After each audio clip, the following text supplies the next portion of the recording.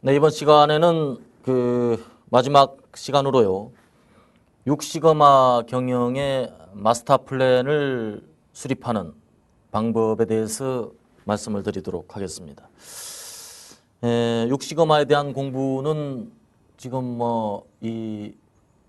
쭉 이루어졌지만 실제 또 구슬이 서말이라도 꿰어야 한다고 하지 않습니까? 과연 우리 회사에서 육시거마를 이제 좀 배워보려고 한다면 본격적으로 육시거마 경영을 좀 도입해 보고자 한다면 어떤 수순으로 도입을 해야 될까? 이게 굉장히 좀 막막한 그런 과제가 될 수도 있을 것 같아서요. 육시거마를 지금까지 도입해 온 회사들이 여러 가지 경로를 통해서 저마다 추진을 해왔지만 그런 추진 사례를 모아서 가장 모범적인 육시거마 경영의 도입 방안은 과연 무엇일까? 이제 여기서부터 착안을 해서 이번 강좌를 하게 됐습니다. 일단 육시거마 경영의 마스터 플랜이 좀 나와야 됩니다. 이게 이벤트별로 그냥 일과성의 일로 끝나는 게 아니고 이 흐르는 강물이 돼야 돼요. 에피소드가 아닙니다. 흐르는 강물이 되기 위해서는 정말 지금부터 시작해서 앞으로 어떤 쪽으로 귀결이 되는가에 대한 계획이 있어야겠습니다. 일단 크게 4단계로 구분을 했습니다. 첫 번째 단계는 도입기입니다. 이 단계는 성공 체험이 가장 중요하다고 할 수 있어요. 다음 단계는 확산기. 요약하면 인프라 구축 단계입니다. 다음은 성장기라고 할 수가 있겠는데요. 이 단계는 전략 시스템 구축 단계입니다. 다음 4단계로서 도약기, 기업 문화로서 정착 단계 이렇게 정의를 하였습니다. 제 1단계부터 살펴보도록 하겠습니다. 자, 1단계 도입기의 추진 방향은 일단 우리 회사의 현 주소를 파악하는 것이 먼저일 것 같습니다. 전반적인 육시거마 도입 진단을 하게 되고요. 육시거마 경영의 마스터 플랜을 수립을 하게 됩니다. 또 그 시기에 가장 중요한 것이 챔피언의 리더십 확보입니다. 밑에서 막 합시다 해가지고 육시거마 하기는 현실적으로 대단히 어려워요. 최고 경영자가 끌어가면 가장 좋겠고요. 어쨌든 챔피언의 강력한 리더십이 매우 중요하다고 하겠습니다. 다음은 육시거마 성공 체험입니다. 축구에서 골 넣는 사람이 골 넣습니다. 골 안 넣은 사람은 좀처럼 기회가 와도 골 못 넣습니다. 육시거마도 마찬가지. 성공해버릇한 사람이 성공합니다. 한 번도 성공하지 못한 사람이 어느 날 갑자기 성공한다는 것은 확률적으로 대단히 희박합니다. 그래서 성공체험 대단히 중요하죠. 그 다음에 전사의 변화관리 프로그램을 지향해야 됩니다. 여기에서는 각 사업부의 주요 핵심 부문이 참여하게 되겠고요.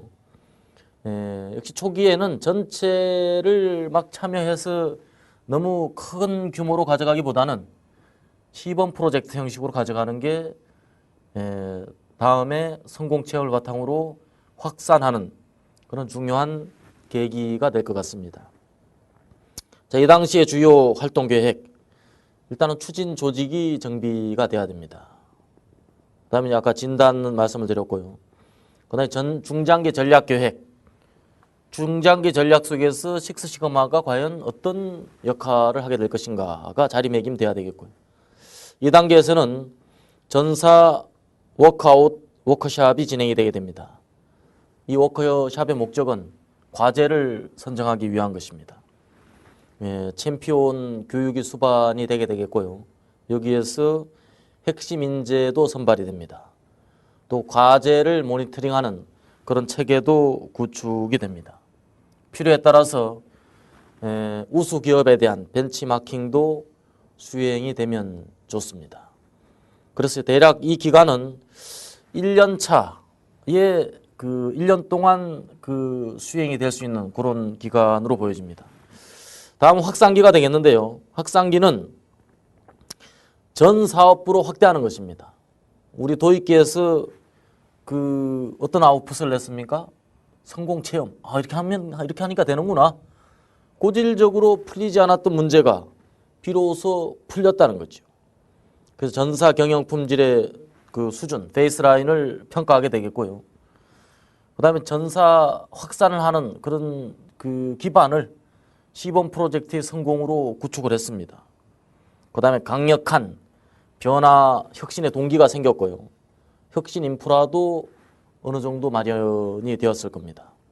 여기서 이제 중요한 것은 인사제도, 벨트 제도를 정비해 가면서 인사하고는 어떻게 적절하게 연계시키는가, 이것이 이제 관건이 되겠습니다. 그래서 이 당시에 주요 활동으로는 전사 6시그마 평가, 그 다음에 부문별, 특성별 차별화된 방법론이 적용이 됩니다. 이 경우에는 뭐 선택적이라고 할 수가 있겠는데요.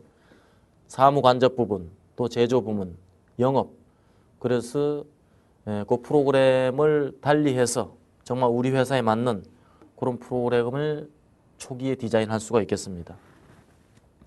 그 다음에 이제 여타에 기존에 해왔던 다른 경영 혁신 활동하고 서로 어떤 시너지를 도모해야 될 시기입니다. 기존에 어떤 활동이 있을까요? SCM, 그 다음에 그 Knowledge Management, TPM, TPS, 이런 그 여타의 경영 혁신 활동과 6시그마의 어떤 그 관계 또는 상승 효과를 노려볼 수가 있을 것 같아요.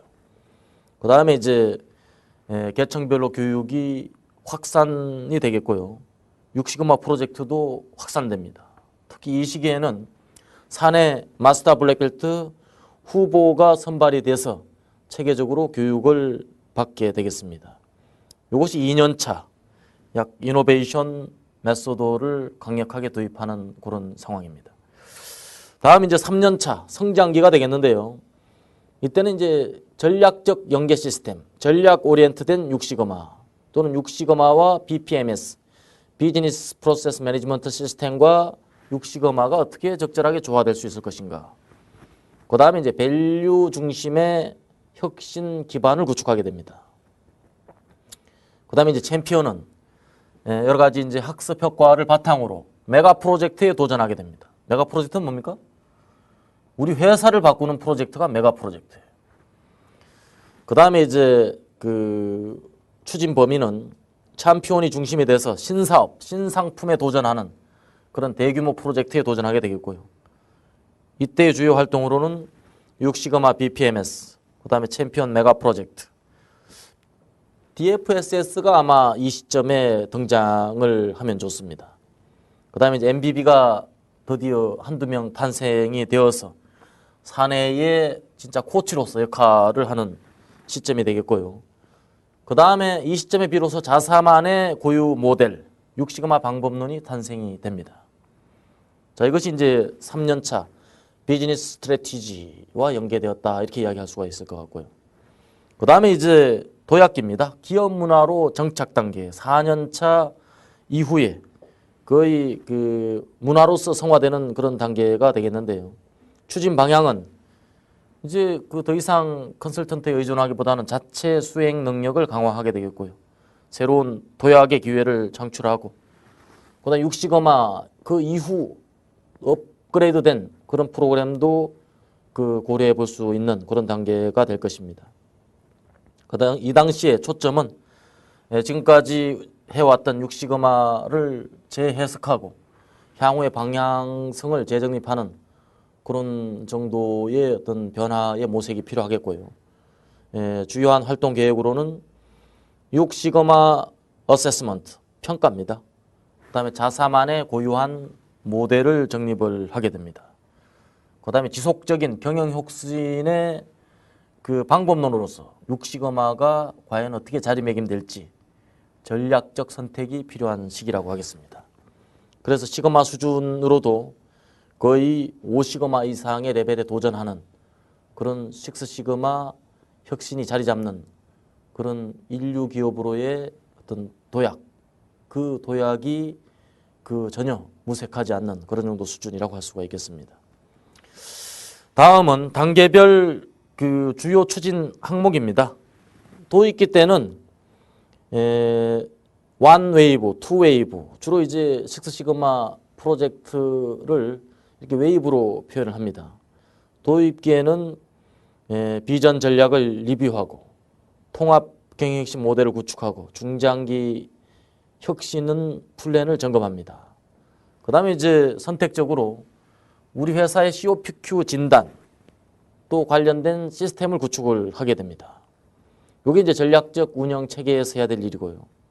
그 다음에 확산기에서는 통합 경영 핵심 모델을 구체화하게 됩니다. 또 그다음에 BSC 관점의 KPI와 연계를 모색하게 되겠고요.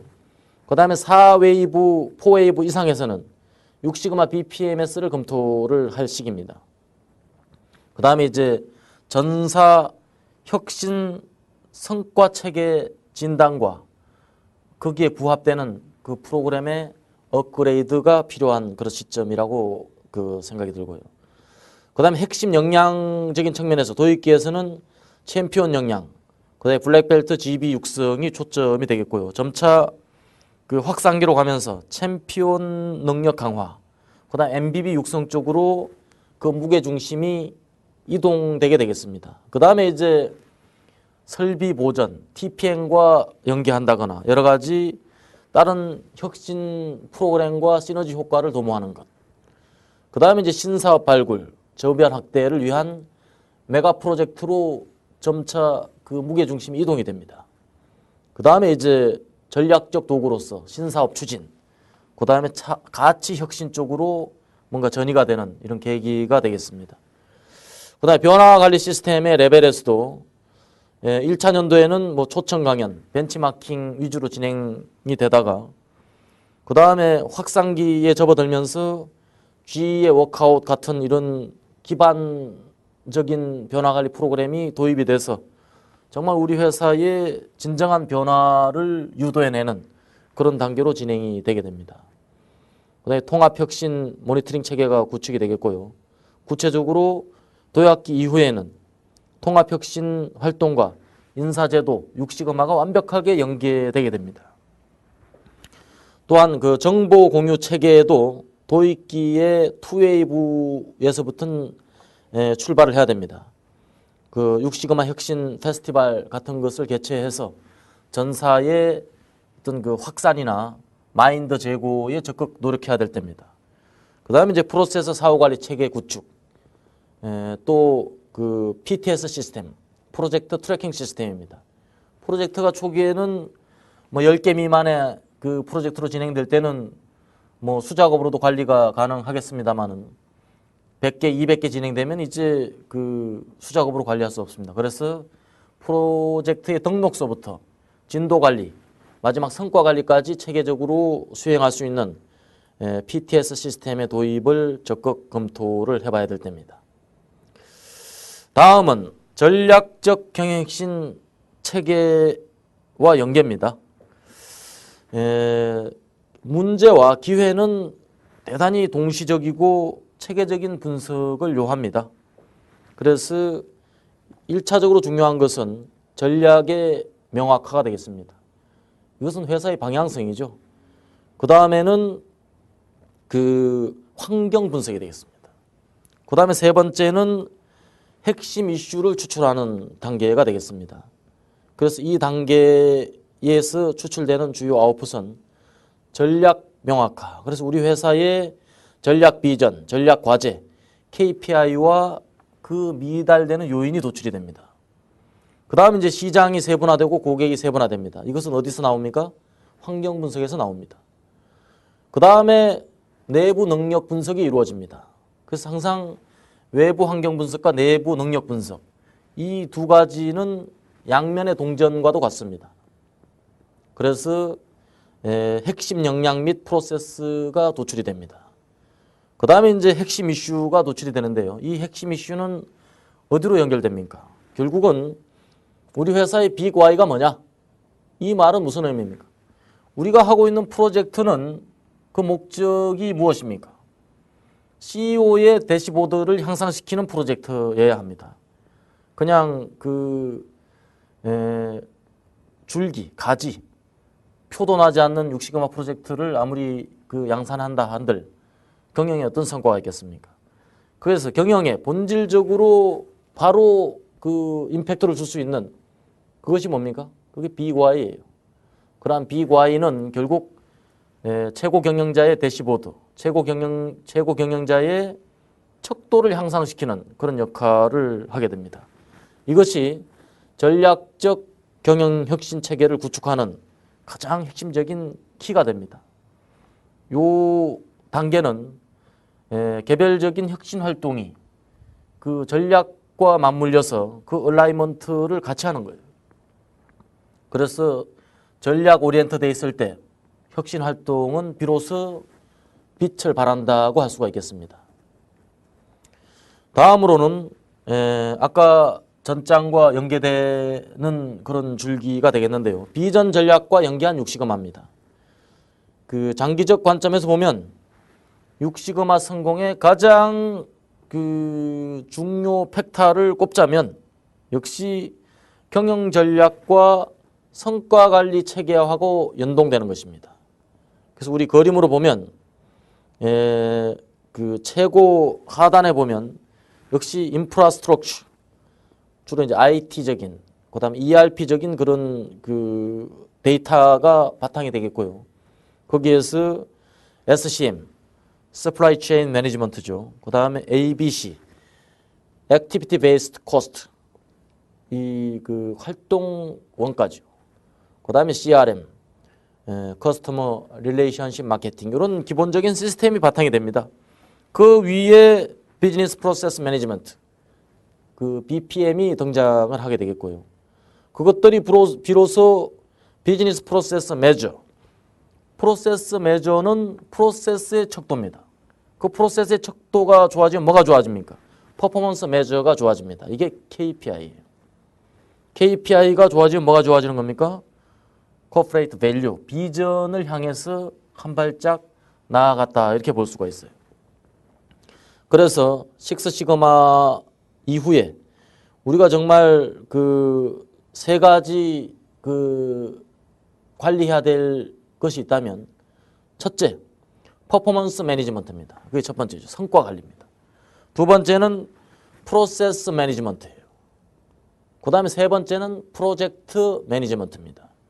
이런 관리의 대상을 세 가지로 초점을 갖고 그 속에서 전략과 직결되는 그런 프로그램을 수행해 나갈 때 비로소 식스시그마는 전략과 부합되어서 회사의 방향성과 혁신의 방향성이 일치되는 그런 선순환의 길을 걷게 되는 것입니다. 자, 그럼 6시그마 사무국은 어떻게 구성을 해야 되고 또 어떤 역할을 해야 될까요? 이 사무국은 추진의 구심체입니다.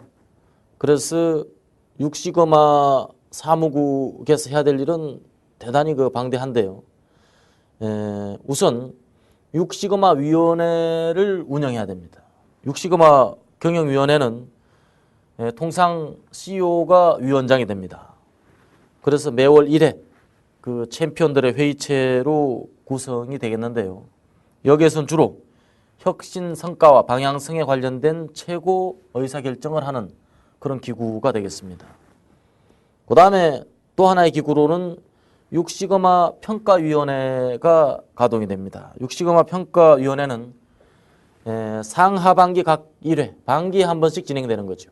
그래서 여기에서는 챔피언, 재무당당, 그 다음에 MBB가 참여해서 실제 프로젝트를 통해서 달성된 성과를 평가하게 됩니다.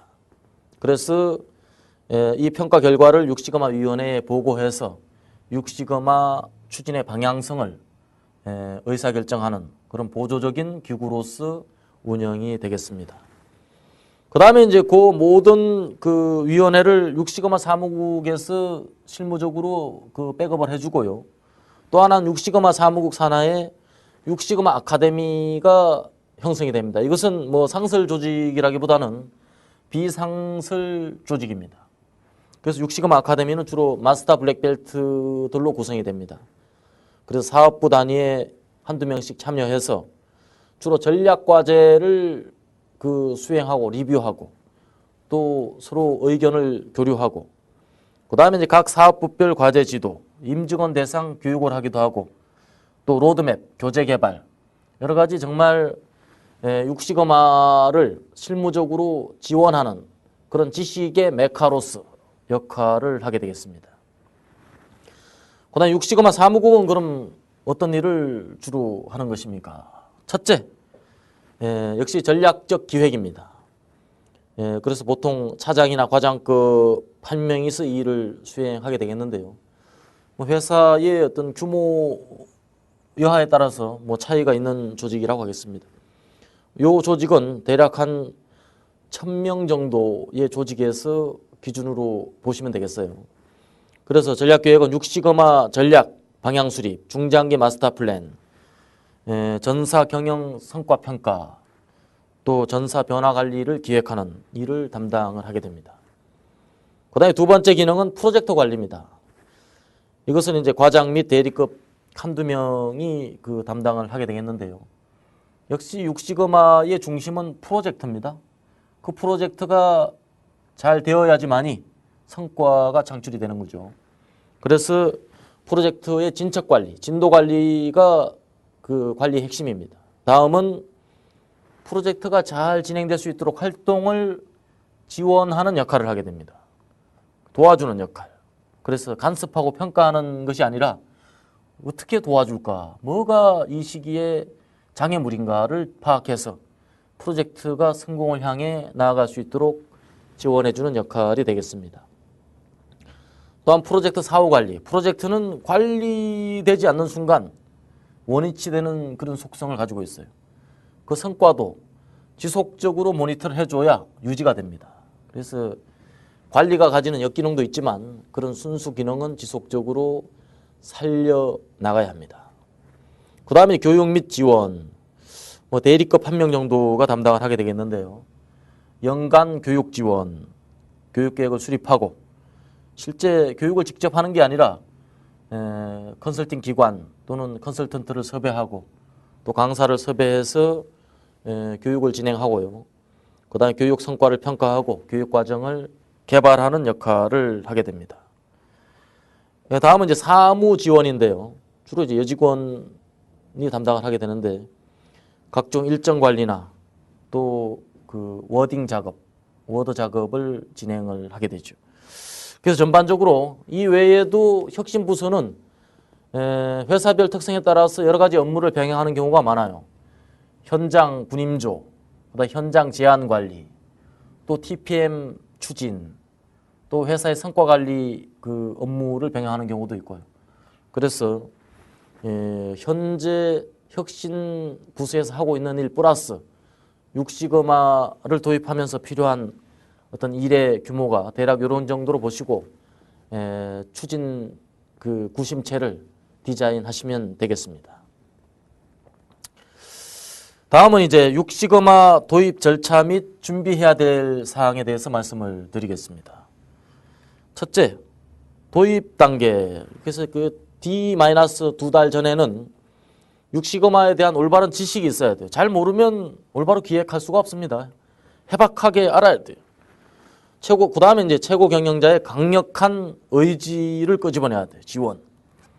그 다음에 이제 먼저 수행했던 기관이나 기업을 벤치마킹 하는 것. 아주 중요한 것입니다. 그 다음에 이제 육시거마에 대한 확신이 생겨야 됩니다. 남 하니까 나도 하자. 이건 안 됩니다. 우리 회사가 왜 해야 되는 이유가 명확해야 돼요. 그래서 이 단계는 육시거마 기본 개념에 대한 교육을 실행을 하고 필요한 경우에 육시거마 유명 인사에 대한 교육을 병행하면 좋습니다.